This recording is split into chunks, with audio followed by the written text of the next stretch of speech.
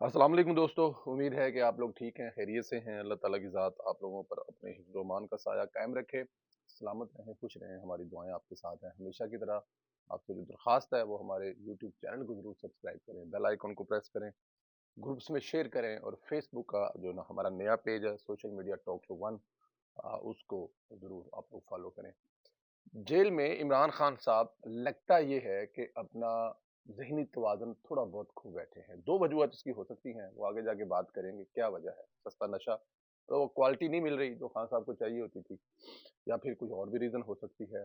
बल्कि आज जो सामने चीज़ें आई हैं, जो उन्होंने आज काफ़ी देर के बाद उनको मौका मिला है गुफ्तगू करने का 7-8 सहाफ़ियों से, वो चीज़ें तो बिल्कुल ही खान साहब के ज़हनी दिमागी तवाज़ुन जो बिगड़ा हुआ है ना उसको उस पे मोहर टक करके लगा रहे हैं, साबित कर रहे हैं कि हाँ साहब वाकई हिल गए ना। सहाफ़ी जो हैं वो आज मौजूद थे।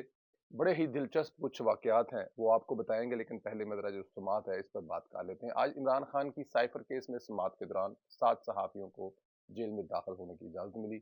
समात को ओपन कोर्ट में किया गया। समात के दौरान इमरान खान और शाह महमूद कुरैशी के खिलाफ साइफ़र केस में चालान की कॉपियाँ तक़सीम की गई।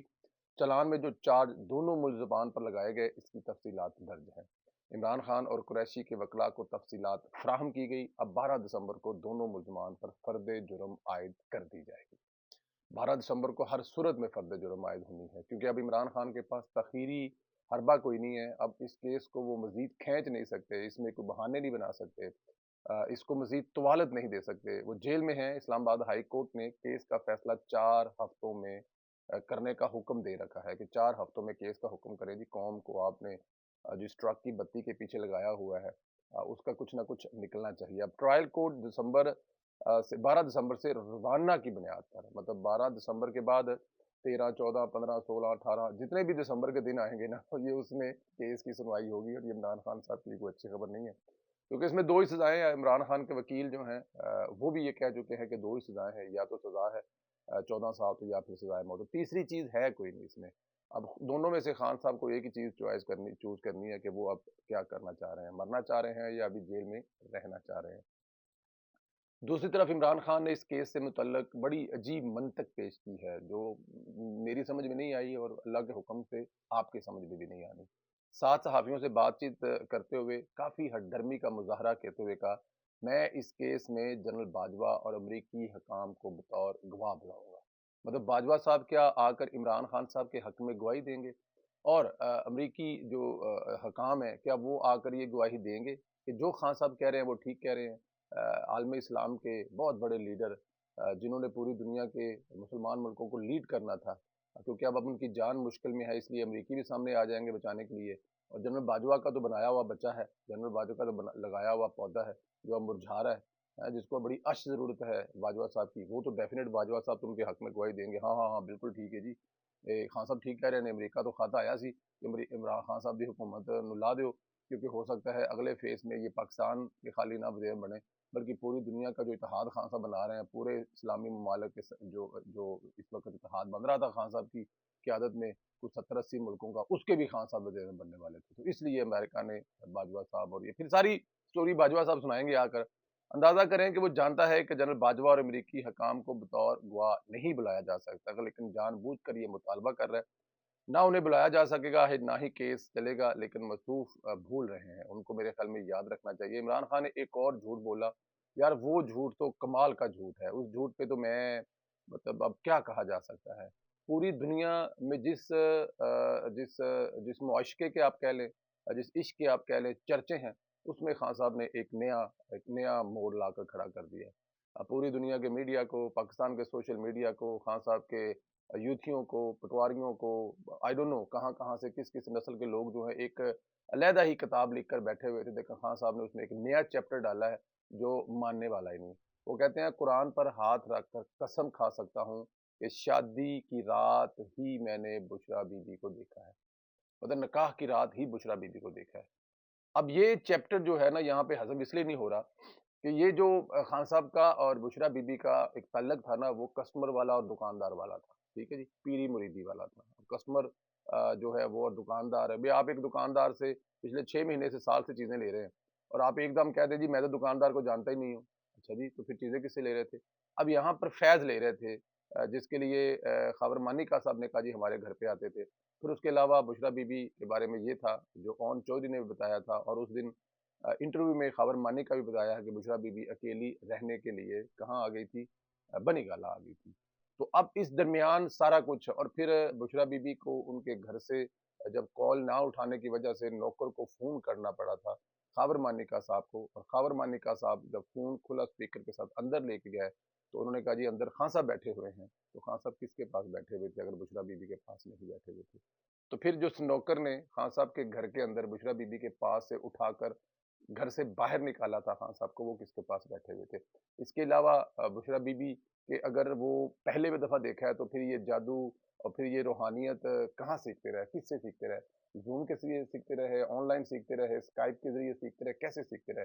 تو خان صاحب یہاں پہ لوگوں کو بہت زیادہ کنفیوز کر رہے ہیں کہ انہوں نے بشریٰ بی بی کو نکاح والی رات دیکھا ہے، اس سے پہلے ان کو دیکھا ہی نہیں ہے، یا پھر وہ ایک ہو سکتا ہے کہ وہ بشریٰ بی بی جو ہے کیونکہ ظاہر ہے پہنچی بھی بزرگ ہے، کسی اور حالت میں ان کے سامنے آتی ہیں، لیکن یہ جو اصل حالت ہے جو آج آپ اور میں دیکھتے ہیں آتے جاتے بشریٰ بی بی کو، وہ والی حالت میں خان صاحب نے ان کو دیکھا ہوگا۔ ساری دنیا جانتی ہے عمران خان کے گھر پر آنا جانا تھا، قندیل بلوچ جیسی ماڈل بتا چکی تھی کہ خان صاحب اور بشریٰ بی بی جو ہے پنکی پیرنی ان کا ایک چکر چل رہا ہے۔ اس کے علاوہ خاور مانیکا نے تفصیل بتائی، خاور مانی یہ جتنی ساری چیزیں میں آپ کو بتاؤں گا۔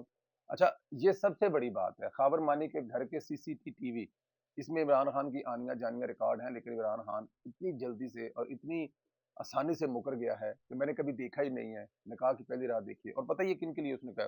جنہوں نے یوتھیوں کے لیے کہا ہے کہ یہ تمہاری والدہ محترمہ ہے، ان کی عزت کرو اور دوسروں سے عزت کرواؤ، جو عزت نہیں کرتے ان کو اڑا کے رکھ دو، ٹھیک ہے نا جی۔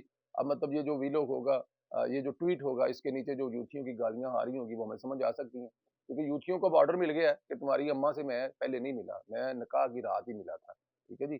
تو اب وہ خان صاحب کی بات مانیں گے یا میری اور آپ کی بات مانیں گے؟ خاور مانی کا بات کر لیں گے یا حقائق؟ حقائق سے کیا تعلق ہے یوتھیوں کا؟ وہ تو انہوں نے کبھی پہلے بھی نہیں مانے، اور آج یہ حقائق وہ کہاں سے مانیں گے؟ خیر عمران خان اپنے یوتھیوں کو کبھی آپ کو پتہ ہی ہے جو چیزیں کی جاتی ہیں۔ اور ایک چیز اور خان صاحب نے یہاں پہ بللی ماری، یوتھی جو ہے 3 سے 4 دن سے کہہ رہے تھے کہ خان صاحب کی بہت بڑی ملاقات ہوگی جیل کے اندر، اتنی بڑی ملاقات ہوگی ہے کہ چھڑ دیو گلا، یہ اپنے دھیان میں لگے ہوئے، خان صاحب اندر بیٹھ کر بہت بڑی گیم ڈال رہے ہیں۔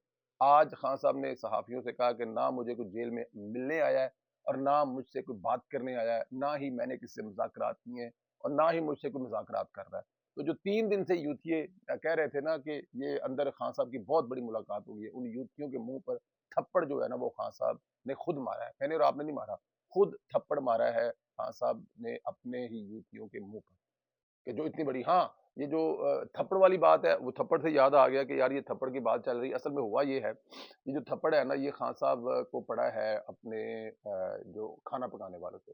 اب اوپر نیچے ہو جاتا ہے، مطلب کہ اس میں کون سی اتنی بڑی بات ہے؟ جو کل سے تھپڑ کی گونج سی آواز سنائی دے رہی ہے، وہ تھپڑ پڑا ہے اپنے ان کے کھانا پکانے والے سے۔ خان صاحب نے کمپلین کی ہے جس میں مطلب دیسی کے ہوئے کاٹے تے مرغی جڑی ہے وہ دیسی نہیں لگتی، وہ مطلب کہ برائلر لگتی ہے، تو وہ یہ خان صاحب اور ان کی بحث ہو رہی تھی ان کے کچن والے سے جو ان کا کھانا بناتا ہے، تو یہ بحث کافی تلخ کلامی میں بدل گئی، اور پھر انہوں نے کہا جناب کہ میں آپ کو 90 دن سے زیادہ ہو گئے ہیں مجھے، یہ میں سب آپ کو پکا کر دے رہا ہوں، کھلا رہا ہوں، اور آپ بجائے کہ مجھے اپریشیٹ کرنے کے مجھے الٹا کہہ رہے ہیں کہ میں آپ کے ساتھ مطلب کہ انصاف نہیں کر رہا یا آپ کا کھانا ٹھیک نہیں بنا رہا، یہ وہ۔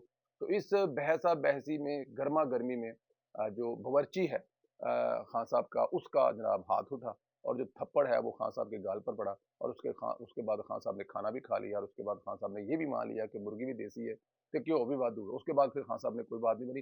تو یہ تھپڑوں والی جو چیز ہے نا، یہ اس سے آگے نکلنا چاہیے، اب خان صاحب کو تو تھپڑ پڑتے ہی رہیں گے، پہلے وہ پتہ ہے وہ تحریک عدم اعتماد کی رات والا تھپڑ تھا، اب یہ باورچی سے تھپڑ ہے، آنے والے دنوں میں کس سے تھپڑ ہوگا؟ یوتھیوں کو تھپڑوں سے آگے نکلنا چاہیے۔ بابا سے نا کوئی بابا جتیاں گڑھدا پیا سی تے کولوں دی کوئی لنگیا تو انہیں کہا کالی مٹھائی کھاندے، انہیں کہا جی فلانے والے مطلب کہ اپنا منڈا، انہیں کہا کتےو اپنے کام تے جاؤ، انہوں دا روز دا کام جنہیں منڈا ہویا کہ خان صاحب دا جڑا تھپڑ کھان والا معاملہ ہے نا یہ روز ہے، تسی مطلب کہ جڑا ہے نا اپنا کام کرو۔ خیر عمران خان کے سہولت کاروں میں سے ایک سہولت کار ٹرک والے جج بھی تھے، ان سے متعلق خبر آئی ہے کہ مصروف نے دوسرے شوکاز نوٹس کا جواب جمع کرا دیا ہے، اور جواب شوکاز نوٹس پوچھے گئے سوالات کا نہیں جمع کرایا بلکہ کچھ اور ہی بتا دیا ہے۔ مصروف کہتے ہیں کہ میں نے 2 آئینی درخواستیں سپریم کورٹ میں دائر کر رکھی ہیں، میری دونوں آئینی درخواستوں کو سماعت کے لیے مقرر کیا جائے، میری صدا ہے کہ مجھ سے جاری کردہ شوکاز نوٹس واپس لیا جائے، میری آئینی درخواستیں 3 رکنی کمیٹی کے سامنے رکھی جائیں اور میری درخواستوں پر تاحال نمبر نہیں لگایا گیا۔ اچھا جی، شوکاز یعنی شوکاز کا جواب منی ٹریل دینے کے بجائے مصروف عمران خان کے معاملے کی طرح لٹکا رہے ہیں، آئیں بائیں شائع کر رہے ہیں، لیکن آگے قاضی بیٹھا ہوا ہے۔ لیکن وہ دیکھیں کوشش تو انہوں نے کرنی ہے کہ کسی بھی طرح سے قاضی صاحب والا جو ٹرنور ہے نا وہ گزر جائے اور اس کے بعد ان کا اپنا چیف جسٹس آ جائے گا اور یہ معاملہ تھا۔ لیکن میرے خیال میں اتنا لمبا نقوی صاحب لے کے نہیں جا سکیں گے، جواب تو آپ کو دینا جائے گا۔ جیسے آپ دوسروں سے جواب لیتے تھے نا کہ یہ رسیدیں کڈو جی، رسیدیں لے کے آؤ جی، یہ قبول نہیں ہے جی، یہ ہم مانتے نہیں ہیں جی، قطری خط نہیں ہمیں قبول جی، ہمیں آپ کی کوئی ایکسکیوز قبول نہیں ہے، ہمیں آپ کے کوئی پیپر قبول نہیں ہے۔ اسی طرح اب آپ کے بھی کوئی ایکسکیوز قبول نہیں ہے، آپ کو جواب دینا پڑے گا اور جواب دیے بغیر آگے جا نہیں سکتے۔ تو اس لیے آخری حربہ جو ہے وہ اپنا میرے خیال میں چانس مس کر رہے ہیں۔ آپ بہت کچھ بچانے کے چکر میں جو آپ کے پاس ہے نا، وہ ایک پنجابی کی مثال ہے نا کہ اڑدیاں جڑیاں ویکھ کے ہاتھاں نہیں چھڈنیاں چاہیے۔ تو نقوی صاحب اب آپ جو آپ کے پاس ہے نا استعفیٰ دے کر وہ بچا لیں تو بہت بڑی بات ہے۔ کہنے والے یہ بھی کہہ رہے ہیں کہ آپ کے استعفے سے بچنے والا بھی کچھ نہیں ہے۔ خیر، شہباز گل آج کل پھر خواتین سے متعلق گندی زبان استعمال کر رہا ہے، گالیاں دے رہا ہے، صحافیوں پر اچک رہا ہے، اپنی اصل میں حالت میں دوبارہ آیا ہوا ہے، وہی اصلی حالت جس سے محلے والے اکثر بچ کر گزرتے ہیں۔ کبھی ریحام خان کو گالیاں دیتا ہے، کبھی صحافیوں کو گالیاں دیتا ہے، کبھی مخالف خاتون سیاستدانوں پر بازاری جملے بھی کستا ہے۔ اچھا جی، لیکن اس کی اصلیت یہ ہے کہ ایجنسیوں کو عمران خان اور بشرا بی بی کی ساری گندی حرکتیں بتا کر باہر جانے والا شہباز گل ہی تھا، جس نے عمران خان کی خفیہ زوم میٹنگ کے بارے میں ایجنسیوں کو بتایا تھا۔ شہباز گل ہی ہے جنہوں نے پوری زوم کی جو ریکارڈنگ ہے وہ ایجنسیوں کو حوالے کی تھی کہ جناب میری جان چھڑ دیو، مینو جان دیو، اور یہ شہباز گل ہی تھا جس نے بشرا بی بی اور عمران خان کے جو میاں بیوی کی مطلب ذاتی قسم کی چیزیں ہوتی ہیں وہ بھی شہباز گل صاحب ہی لیک کر کے دے کر جو ہے وہ گئے تھے۔ تو شہباز گل صاحب جو ہے وہ کر سکتے ہیں، کچھ بھی کہہ سکتے ہیں، کیونکہ امریکہ میں بیٹھے ہوئے ہیں، وہاں پر شاید ان کو پوچھنے والا کوئی نہیں ہے، لیکن یہ لوگوں کو وہ داد دپا نہیں لگا سکتے۔ ساری دنیا کو پتا ہے کہ شہباز گل صاحب کیا کر کے گئے ہیں، کیا ڈیل کر کے گئے ہیں، کنہوں نے ان کو نکالا ہے، کیوں نکالا ہے۔ تو اب وہاں پر بیٹھ کر یہ جو منجن بیچتے ہیں، ٹھیک ہے یوٹیوب کے لیے بیچتے رہیں، اب ظاہر روزی روٹی بھی تو چلنی ہے نا، لیکن میرے خیال میں سب کو پتا ہے۔ تو ویسے بھی سوشل میڈیا کا ایک بہت بڑا وتیرہ ہے، جتنی زیادہ گالیاں نکالیں گے، جتنا زیادہ لوگوں کو برا بھلا کہیں گے، آپ کے سننے والے، آپ کے چاہنے والے کیونکہ اسی لائن کو فالو کرتے ہیں، وہ اس لیے آپ کو پسند کرتے ہیں۔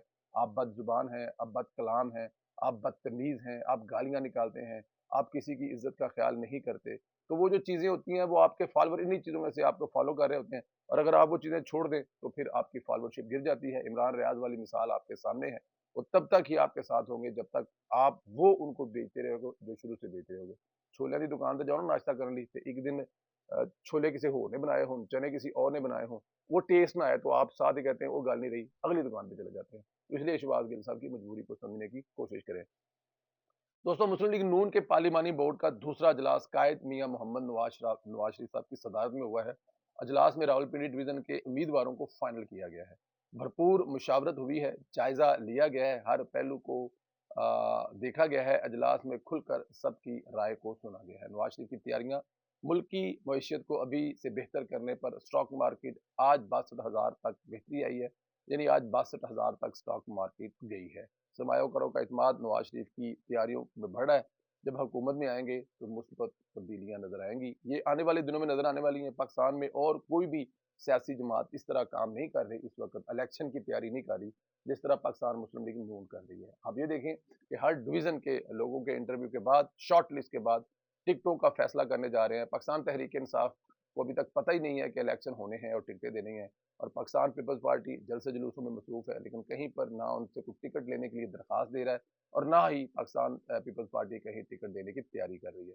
تو پاکستان مسلم لیگ نون اب ٹکٹوں سے فارغ ہو کر نکلے گی۔ آخری 45 دن جو ہے وہ انتخابی میدان میں جلسے پہ جلسے ہوں گی، اور وہ جلسے ہوں گے جو پاکستان کی تاریخ کے بڑے ترین جلسے ہوں گے۔ آپ دیکھیں گے کہ میاں محمد نواز شریف صاحب مریم نواز صاحبہ کے ساتھ جب جلسوں کی طرف نکلے گی، اب دیکھیں پورا پاکستان انتظار کر رہا ہے کہ کب میاں محمد نواز شریف صاحب کی ان کو شکل نظر آئے، کب میاں محمد نواز شریف صاحب ان کے سامنے آئے اور وہ اپنے محبوب قائد کو دیکھ سکے، اور پھر ووٹ کی طاقت سے میاں محمد نواز شریف کے ساتھ ہوئی تمام زیادتیوں کا بدلہ لے۔ انتظار کر رہا ہے، اور اس دفعہ پاکستان مسلم لیگ نون کا ووٹر انتظار نہیں کر رہا۔ اس وقت پاکستان کا ہر شہری جو مہنگائی سے تنگ ہے، جو لوڈ شیڈنگ سے تنگ ہے، جو دہشت گردی سے تنگ ہے، جو عمران خان کے جھوٹے وعدوں سے تنگ ہے، وہ انتظار کر رہا ہے۔ اس دفعہ नवाज शरीफ को वोट सिर्फ पाकिस्तान मुस्लिम लीग नून का वर्कर नहीं डालेगा, इस दफा पाकिस्तान का हर शहरी नवाज शरीफ को वोट डालेगा, क्योंकि लोगों को चाहिए मोटरवे, लोगों को चाहिए नॉन स्पॉट बिजली चाहिए, लोगों को ट्रांसपोर्ट चाहिए, लोगों को पब्लिक ट्रांसपोर्ट चाहिए, लोगों को शहरों के अंदर मेट्रो चाहिए, लोगों को शहरों के अंदर